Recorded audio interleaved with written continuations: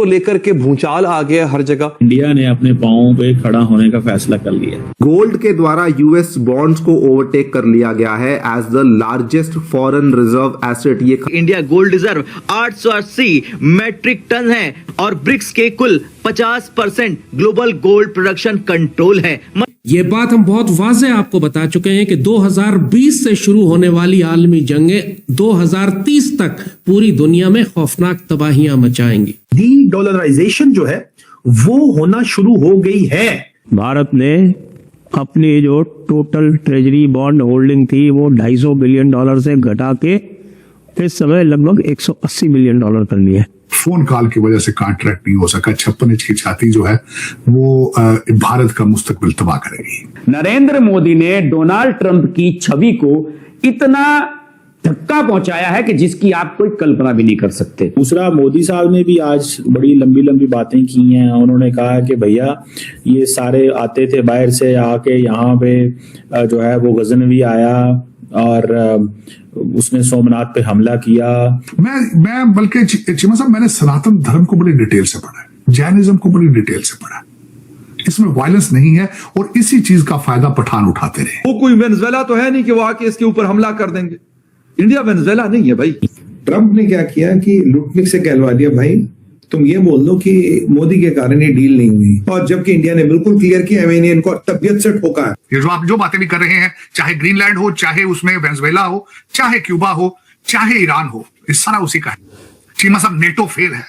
चीमा साहब नेटो के अंदर जितने यूरोप के कंट्रीज हैं वो अपने ड्यूज ही नहीं देते नेटो के अंदर। हम लाते हैं टॉक शोज और अनलिमिटेड एंटरटेनमेंट सिर्फ यूट्यूब पर। अगर आपने अभी तक हमारा चैनल सब्सक्राइब नहीं किया तो अभी सब्सक्राइब करें और बेल आइकॉन को क्लिक करके हमारी लेटेस्ट वीडियोस के बारे में अपडेट जानें। शोर मचाने वाले अक्सर कमजोर हैं, असली खिलाड़ी खामोशी से चाल चलते हैं। जब दुनिया डोनाल्ड ट्रंप के बयान, धमकियों और टैरिफ वॉर में उलझी थी, तब भारत ने न तो पलटकर बयान दिया, न कोई गुस्से भरा रिएक्शन दिया, बल्कि नरेंद्र मोदी सरकार ने बिल्कुल उल्टा किया। डॉलर को बेचा और सोना खरीदा। यही वजह है कि आज अमेरिका झुंझुलाया हुआ दिखता है और भारत पहले से ज्यादा आत्मविश्वास नजर आ रहा।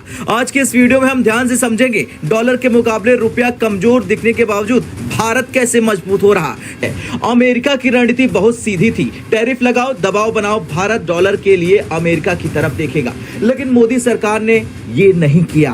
We are not going to compromise that. अब ये अमेरिकन पे डिपेंड करता है कि अमेरिकन क्या कर। जो चाइनीज इंडिया को मशवरा देते थे कि if you will give bully an inch he will take a mile, लगता है इंडियन समझते हैं कि हमने अमेरिका को इंच भी नहीं देना। सो ये एक चीज है। वो कहते हैं ये चाइना के ऊपर ये कानून अप्लाई नहीं होता, ये इंडिया के ऊपर कानून आपके अप्लाई होते हैं, तो हम ये नहीं बर्दाश्त करने वाले। वो उन्होंने सारी की सारी लिस्ट निकाल ली है। जब से यूरोपियन यूनियन ने बैन किया, सबसे ज्यादा तेल किसने लिया है? वो ये कह रहे हैं, वो कह रहे हैं जी जब से यूरोपियन यूनियन ने बैन किया है, सबसे ज्यादा तेल पाइपलाइन, जो गैस पाइपलाइन है, वो तो यूरोपियन यूनियन के पास आई है 37%। चाइना सिर्फ उनको पुश करना चाहते हैं कि यार कश्मीर ते गल कर लो, बस।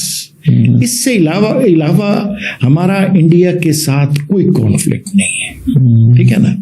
चाइना भी नहीं चाहता कि इंडिया डिस्टेबलाइज हो। चाइना ये भी नहीं चाहता कि इंडिया को ज्यादा पुश किया जाए इकोनॉमिकली या दूसरे तरीकों से, कि ये वेस्ट की तरफ ज्यादा चला जाए। वो जितना वेस्ट इंडिया को अपनी तरफ खींचने की कोशिश करता है, चाइना उसको उतना ज्यादा जो है वो लैटिट्यूड देता चला।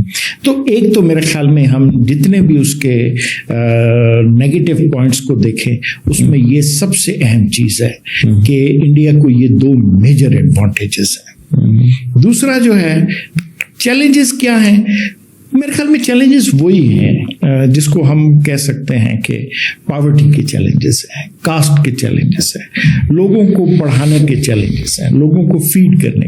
देखिए 800 मिलियन अगर लोग जो हैं वो रियासत के हैंडआउट्स पे रहते हैं, तो इसका मतलब है रियासत के पास गंदम है तो दे रही है, ठीक है ना। तो लेकिन बहुत सारे जो है ना, वो जो प्रॉब्लम है ना, इंडिया नंबर 1, जैसे आपने कहा कि बहुत अमीर इंडिया है, बिलियनर इंडिया है, रोज राइस में फिर रहा है, चांद पे जा रहा है, उसके मुकाबले में इंडिया नंबर 2 है जो कि पॉवर्टी में रह रहा है। तो ये एक चैलेंज है कि पॉवर्टी को कैसे खत्म किया जाए। मेरे ख्याल में कास्ट दोबारा से पॉइंट होगा, हमेशा रहेगा।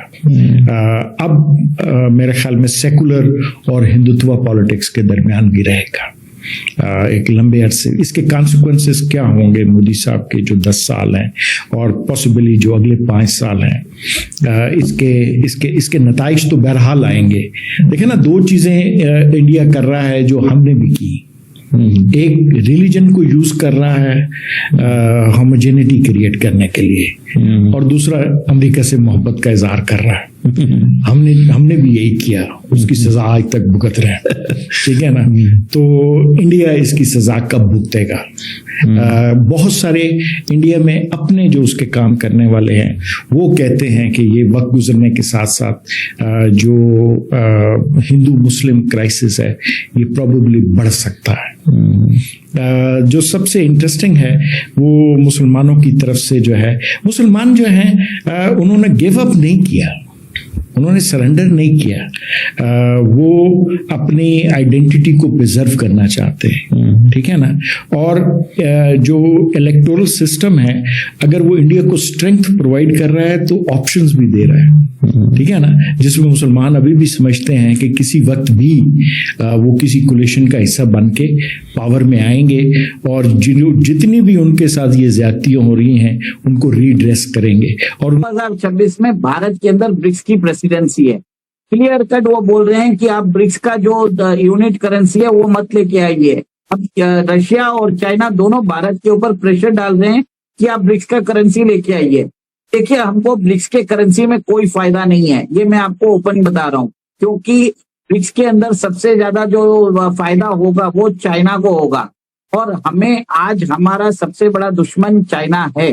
भले ही भारत ने एक तरह से चाइना को अलाउ कर दिया है कि वो अपने हमारे पावर सेक्टर कॉन्ट्रैक्ट्स में बिड कर सके, पर भारत के जो विदेश मंत्री के ऑफिशियल है रणदीप जायसवाल, उन्होंने बोल दिया कि सक्षम वैली जो है भारत का हिस्सा है, क्योंकि चाइना सीपेक के द्वारा उधर अभी रोड लाइन बना रहा है। और इससे समझ में आता है कि भारत और चाइना के बीच में आज भी खटास है और चाइना मिलिट्राइजेशन कर रहा है LAC का।